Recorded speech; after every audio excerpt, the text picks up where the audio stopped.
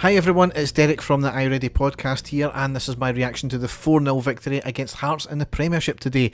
Fantastic result, great performance. I'm happy, going away to Hearts, the third best team in the country supposedly, and we effectively blew them away. Yes, a red card did play into it slightly, but I think we never really got out of second gear today, and that was even before the red card, I would have said, so got to be delighted with that. So we made two changes from the Dundee United game. We lined up McGregor, Tavernier, Goldson, Davies, Barisic, Lundstram, Jack, Arfield, Matondo, Kent and Čolak. On the subs bench we had McLaughlin, Ridvan, Davis, Sands, Morelos, Wright, Sakala, King and Tillman. So obviously a few surprises there. Davies starting for a change, which is good. Matondo starting as well. And obviously with the question posed at the manager in the last presser, he went with Čolak, which turned out to be a brilliant idea. So the first half, a very good first half. I wouldn't say we dominated it, but we certainly had the better of the play, although the game was a wee bit end-to-end at times as well. I missed the first 5 minutes, and as soon as I turned on the computer, we scored. It was a long ball up from our defence, initially headed away by the Hearts defence, who couldn't clear it. The ball was passed to Kent on the left, and a lovely cross into the back post, and a placed header by Čolak. Just a brilliant header, and an even better cross. And that goal machine, Čolak's still at it. Hearts probably had their best chance on the 10th minute when they had a shot after skipping past a couple of our players. It was hit at pace and it was quite a decent save from McGregor. Arfield had a number of chances in the half, but he just couldn't quite get them on target. They were just a wee bit wide, a wee bit sclaffed. So disappointed to see there. Always think he is better as coming on as a super sub. Hearts were passing the ball about well at this point. They were quick getting forward. They had a few cross balls into our box, but our defence crowded the ball out and cleared, or we just managed to get the break of the ball due to the sheer numbers of players. However, we made good on our chances because on the 30th minute, Čolak made it 2-0. It was a lovely crossfield ball from Lundstram in our defence to the right side to Matondo. He drives it forward, cuts in at the edge of the box, a lovely threaded ball through into the box to the on-running Čolak, who slides it in past the keeper at a tight angle. Just an outstanding move all round, and Matondo really done well. An outstanding ball from Lundstram, and what can you say about Čolak now? Just an incredible amount of goals he seems to be racking up now. And then I wouldn't say the turning point of the game because we were on top at this point.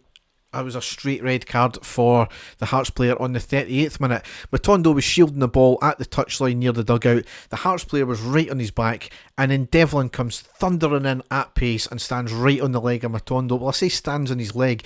He actually catches the top of his calf, and it was almost as if he dragged his foot down, ended up standing on his ankles. It was an absolutely horrendous challenge, and duly so, it was a red card given. Completely unnecessary and the correct decision. Robbie Neilson was going mad on the touchline. I hope he doesn't come out with his bullshit at in the post-match interviews, because it was a straight red card every day of the week. And then to round off the half, a bizarre decision by the referee. We had the ball in the back of the net on the 46th minute. Craig Gordon seemed to dive into Matondo. He did save the ball. The ball fell to Arfield, who put the ball in the back of the net, and it was chopped off because of a foul on the keeper supposedly.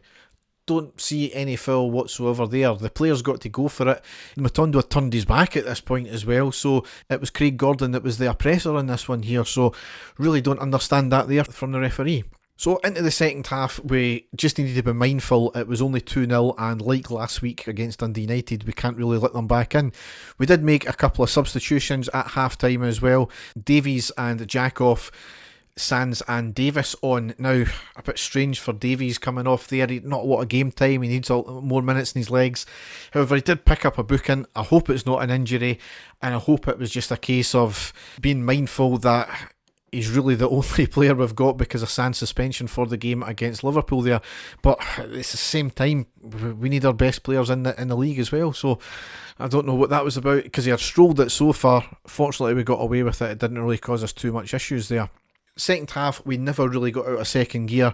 We definitely dropped the pace, which was disappointing to see, because we could have killed the game off a lot quicker than we did and set down a marker. That said, I don't think we were in any danger of losing a goal whatsoever. I don't think McGregor had anything to do. However, Hearts did have an early chance on the 48th minute with a free header from a corner, but it went wide. I think it was Andy Halliday that put that wide there. And that was as much as Hearts done in the second half. Referee had an absolute stinker of a game, getting decisions wrong all the time, and the 60th minute, a really bizarre one as we played the ball forward in our half. The ball hit the referee, we got the break of the ball, so we still retained the ball. We were on the break, we were allowed to play the ball into the Hearts box, and then he stops the game.